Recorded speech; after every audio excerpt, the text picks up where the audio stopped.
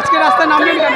সংগ্রামী যৌথ মঞ্চ বিগত প্রায় 1 বছরের বেশি সময় ধরে 3টি দাবি নিয়ে রাস্তায় রয়েছে। শহীদ মিনার চত্বরে যে ধর্ণা চলছে সেই ধর্ণারই একটি অংশ আজকের আবার রাস্তায় নামা। এর আগেও বহুবার আমরা এই 3টি দাবি নিয়ে রাস্তায় নেমেছি, দাবি পূরণ হয়নি। সেই দাবি কি শুধু ডিএর জন্য একদম নয়, 3টি দাবি।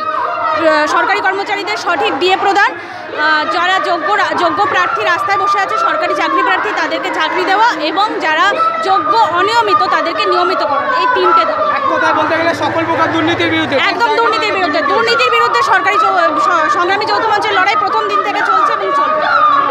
এইভাবে রাস্তায় নেমে আপনারা কি মনে হচ্ছে মুখ্যমন্ত্রীকে আপনারা কোনো রকমের বার্তা দিতে পারবেন? মুখ্যমন্ত্রীকে আমরা প্রত্যেকবারই বার্তা দিতে চাই।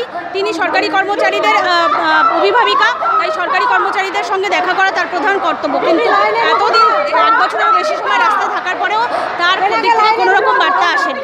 আমরা পজিটিভ মনোভাবই রাখছি। আশা করি এরপরে উনি এই ধরনের মনোভাব দেখাবেন যাতে সরকারি কর্মচারীদের উনি বার্তা দিতে পারেন। বেলা সাহা ঘোষ। রাস্তায় আমাদের দাবি পূরণ হচ্ছে না। আমাদের প্রচুর দাবি। আমরা যদি দাবি বলতে যাই সারাদিন লেগে যাবে। মুখ্যমন্ত্রী তো সব পূরণ করছেন। না না না, সব পূরণ করছেন না। আমাদের প্রথম যেটা আমাদের ভাতা বৃদ্ধি করাতে হবে, যেটা আমাদের প্রথম দীর্ঘ অনেক বছর হলো আমরা আর পাচ্ছি না।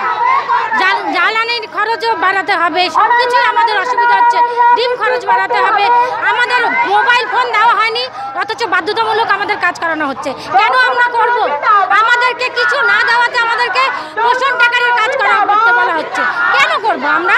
আমরা কি কোথায় আমরা আছি? লক্ষ্মীর ভান্ডার আমাদের দেখার দরকার নেই। আমরা লক্ষ্মীর ভান্ডারটা দেখতে যাবো কেন? লক্ষ্মীর ভান্ডার জনসাধারণের জন্য, আমাদের জন্য না। আমাদের ভাতা বৃদ্ধি করতে হবে। আমাদের যে সাম্মানিক ভাতা আমাদের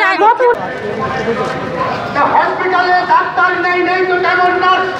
5 বছরের নকল রাজা কিসের এত টেমাক? তবে বাংব বাস্তু গুগর বাসা বন্ধু বলো লড়াই হবে। ধর্মঘট ধর্মঘট ধর্মঘট ধর্মঘট